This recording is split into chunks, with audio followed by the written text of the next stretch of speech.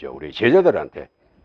그게 뭐냐면요. 내가 저 경복고등학교 있을 때는 바로 담장 너머에 박정희가 버티고 있었을 때예요. 유신. 험난한 유신 시대. 근데 우리 국어교과서에 새마을 운동에 관하여란 그 글이 나와요. 혹시 그 시절 겪어봤는지 모르겠습니다. 그래서 나는 뭐냐면 아이들한테 이 새마을 운동에 관하여라는 글은 이 글이 아니다. 이 읽으면 안 되는 글이다. 그러니까 이건 시험에도 안 낸다. 그러니까 거들떠도 보지 말아라. 뭐 찌질하고 고싶다는 그리지를 못하고 그래서요. 만약에 유신 때요. 여러분들 뭐 유신 잘 알지만 유신 때 수업 시간에 말 한마디 잘못해서 지도새도물에게 잡혀간 우리 선생님들 여러 명 있습니다. 그리고 어느 날 그 경복 아이들은 이제 그때는 이제 평균화 되기 전이에요. 어느 날인데 걔들은 눈이 반짝반짝 뭐 잡담도 하고 그 막 열심히 수업을 들어요. 근데 어느 시간에 갔더니 내가 얘기하는 거 듣지도 않아요. 듣지도 않고 완전히 뭐 관심이 다른 데가 있는 것 같아요. 참 이상하다. 얘들이 왜 저럴까? 아주 기분 나쁠 정도로. 그랬더니 조금 있으니까 그때는 소니니 뭐 그 라디오가 있었어요. 그래서 소니 라디오 이거 가지고 리시바를 꽂고 있어요. 뭘 들었냐면 국회에서 유신 통과 뉴스가 더 관심이 있어요. 수업보다도 김기주 선생 수업보다도 저 뉴스가 오늘 유신이 어떻게 될까? 이 애들이 10대 애들이 이래요. 그 이제 통과 소리가 내가 빼고 A놈 새끼들 잘 먹고 잘 살아 애들이 그래요. 아, 놀랐어요. 그때 내가 의식화 된 거예요. 그때 내가. 그래서 그 시간은 토론, 유신에 대한 토론했습니다. 아이들하고. 이제 이렇게 내가 이제 시작을 한 거예요. 근데 이 정도 되면요, 바로 잡혀갑니다.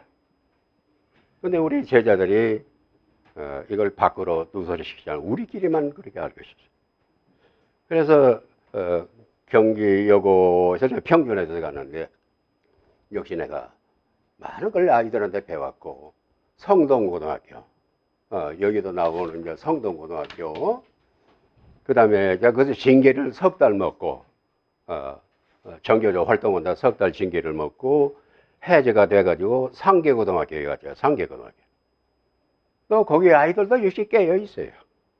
그 다음에 마지막 간 게 이제 뭐냐면 중화고등학교에서 이제 퇴임했죠.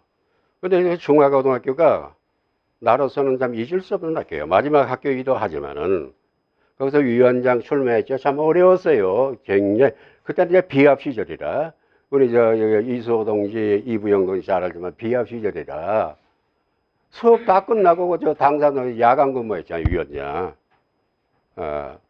그리고서 이제 위원장 되고서 바로 제네바 아에로 85차회에 갔다 왔어요. 이게 교장실에 가서 며칠 동안 출장을 가겠습니다. 해줄 수 없다는 거예요. 아무리 사정을 해도 해줄 수 없다는 거예요. 그래서 나는 무단 결석으로 갔다 왔어요. 갔다 왔더니 교장이 또 내 동기예요. 대학 동기입니다. 관은 다르고. 여러 가지를 생각해 봤는데 나보고 다른 학교로 가는 게 좋겠다. 그래서 내신을 올렸다고 그래요. 그때 지부장이 서울대 이우수 근데요. 그렇죠. 근데 내가 이제 교장한테 이거 잘 됐다고 그랬죠. 나는 매년 1년씩 다니고 싶다 나는. 그래야 아이들한테 이렇게 의식화 시키잖아요. 내가 뭐라고 그랬냐면 우리 정교 서울지부는 사람들이 너무나 고약합니다. 그 사람들이 한번 이렇게 화를 내면 매일 교문에 와서 시끄럽게 떠들더니 그건 위원장 얘기도 안 듣습니다. 그러니까 보내줬으니까 잘 됐다고 그러고 나왔어요. 그러더니 교장이 겁을 먹어버렸어요. 그게 서류를 찾아왔어요. 그래서 그 마지막 수업을 거기서 하고 나왔습니다. 이제 수업 얘기를 좀 하겠습니다. 이게 대단히 어려운 얘기입니다. 수업 얘기란 게. 근데 이제 내가 마지막에 맡은 학년이 중학교에서 올라온 고등학교 이제 1학년 학생이에요. 이게 국어책을 이제 첫 시간에 내놓지 않습니까? 그 뭐냐 그랬더니 국어책이라고 그래요. 내가 뭐 몰라서 물어봤으니까 그 쓸데없는 책을 왜 샀느냐 네, 이랬습니다. 아이들이 깜짝 놀라죠. 자, 그래가지고 내 수업 방법을 이제 애들한테 설명을 하는 것이죠. 그 수업 방법이 뭐냐면 나의 교사상, 나의 교사 10계명 이것을 쭉 내가 정리해서 이렇게 풀이돼서 애들한테 다 나눠줍니다. 그걸 내가 설명을 하는 거예요. 이렇게 공부는 해야 되는 것이다. 그리고 노트는 어떻게 만드는 것이다. 이렇게 이제 그 설명을 하는데 한 달 걸렸어요. 한 달 더 걸리죠. 한 달을 걸렸어요. 근데 다른 반 애들 내가 4반 맡았어요. 12반 중에 4반. 국어 선생님 3사람. 4반인데 내가 맡은 아이들은 한 달이 가도록 한 페이지도 안 나가는 거야. 애들 표정이 불만스럽고 기분 나쁘고 조 선생이 대체 선생인가 그 표정이 전부 다 험악하게 변해요. 안 그러겠어요. 더구나 대학 시험을 앞두고 이게 나한테 그 수업을 들은 학생들은 김기식 선생한테 배울 게 없다 이렇게 딱 X를 하고 다른 반의 애들이 공부한 것을 그대로 막 새까맣게 베끼는 거예요. 이제 이러다 보니까 집에 가서 애들이 자기 엄마한테 얘기했을 거 아닙니까? 이게 사건이 터졌죠. 학부가 전화가 와요. 나한테 직접 와요. 선생님, 우리 아이를 어떻게 하려고 그렇게 하십니까? 뭐 항의가 보통이 아니에요. 그래서 그때 한 달 지났을 때입니다. 그래서 내가 어머니 한 달만 더 기다려 주세요. 한 달만. 그때도 잘못됐으면 내가 학교를 나가든지 할 테니까 한 달만 기다려 주시오. 그래서 몇 주 지나서 그 교육 10계명에 대해서 아이들한테 소상하게 이해를 시키는 거죠. 이해를 시키는 거예요. 그래가지고 이제 한 달쯤 지나서 이제 애들한테 실습을 시키는 거예요. 그대로. 실습을 시키다 보니까 한 1주가 2주가 하는데 애들이 금방 터득을 해서 내가 뜻하는 대로 아이들이 돌아가는 거예요. 그래서 그때부터 아이들이 활기가 넘치고 국어 시간을 즐거워하고 이랬어요. 이게 뭐냐면 쉽게 말하면 이 책상을 이게 디귿자로 놓습니다. 내 시간에는. 이게 종이 땡치면 우선 디귿자로 미리 준비를 해요. 이제 원탁형인데 이제 디귿자로 네모진 책상이니까. 그리고 이제 교탁 쪽에는 이제 의자 하나 놓고 내 의자는 저 구석에 놓고 여기서는 아이들이 와서 이게 서로 디귿자로 서로 얼굴을 마주보고 그야말로 진짜 대면 수업이에요. 얼굴을 마주보고 토론 수업을 하는 거예요. 그 토론 수업이 3단계 학습이라고 해요. 내가 개발할 게 1단계 학습, 2단계 학습, 3단계 학습. 이것을 서로 물어본단 말이에요. 퀘션. 서로 물어보는 그런 그 수업 형태로 바뀌었습니다. 그래서 노트를 각자 자유롭게 정하는데 이 노트 이름을 국어책이라고 안 해요. 국어라고 쓰지 말라고 그래요. 국어라고 쓰지 말고 이건 국어가 아니라 내 인생을 기록하는 너의 책이라고 생각해라. 그래서 이게 네가 무엇이든지 붙이고 싶은 이름을 붙여라. 그러니까 예를 들어서 이런 뭐 여러 가지 각자 흘러가는 강물을 바라보며 사색에 졌다 이렇게 써내져 있고 가을에는 낙엽 지는 가을에 나는 누구인가 이렇게 쓰는 사람들 이게 국어책의 제목이에요.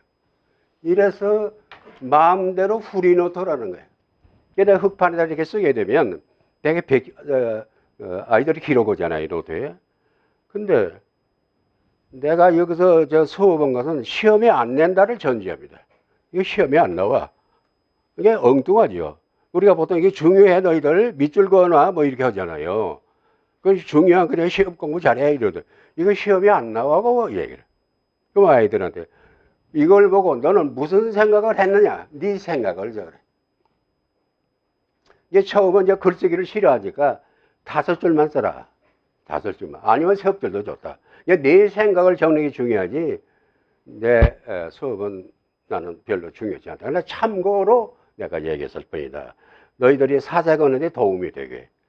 이래서 자기 생각을 적는 것입니다. 자기 느낌을 적는 거예요.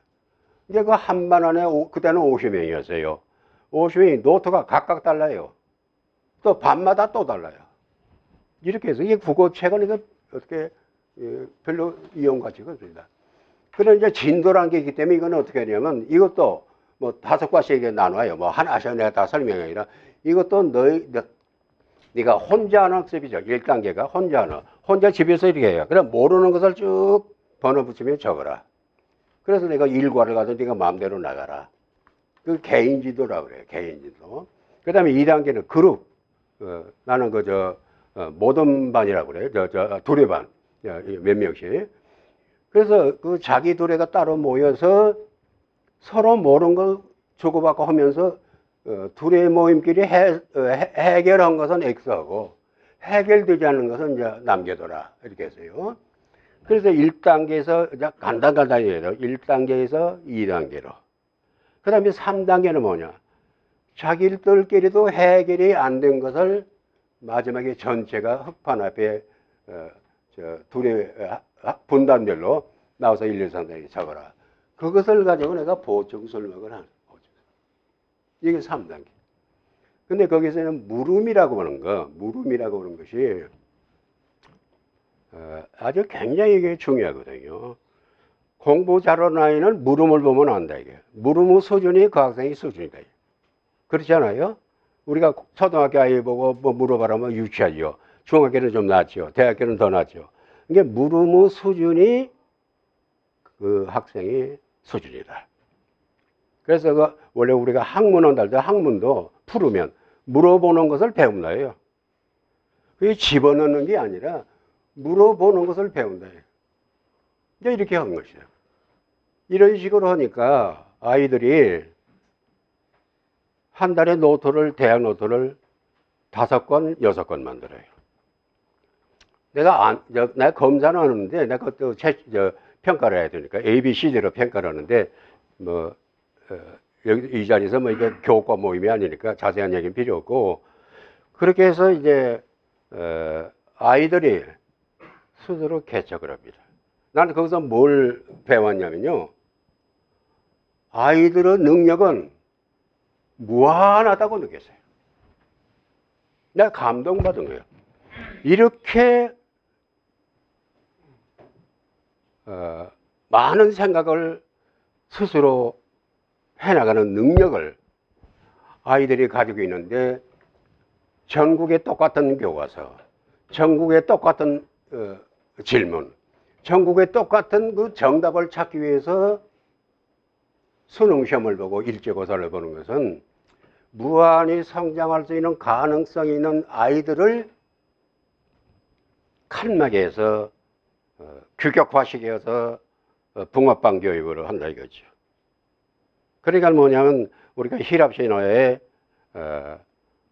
드루크루스 테스 침대라는 게 있죠. 침대보다 짧으면 느리고 넘으면 자르고 이게 있잖아요. 쉽게 말해서 그냥 테스트 침대라고 그래요.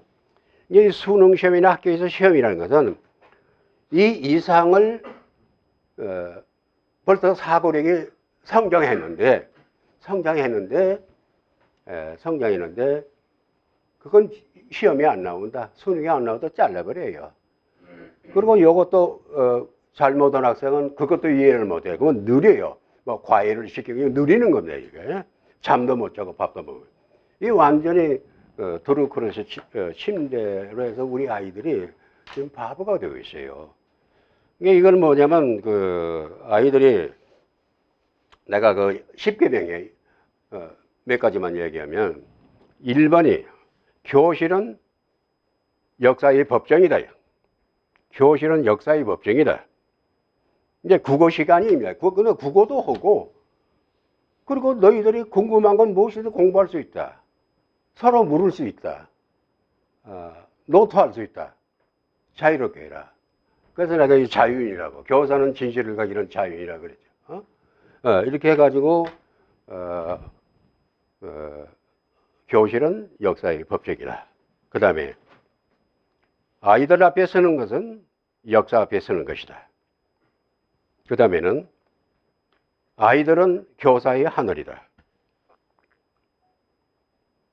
그 다음에 또 뭐가 있냐면 영어로 to 휴식교육과 A 휴식교육. 이건 영어로 또 얘기를 안 하게 좀 그래요. 그래서 내가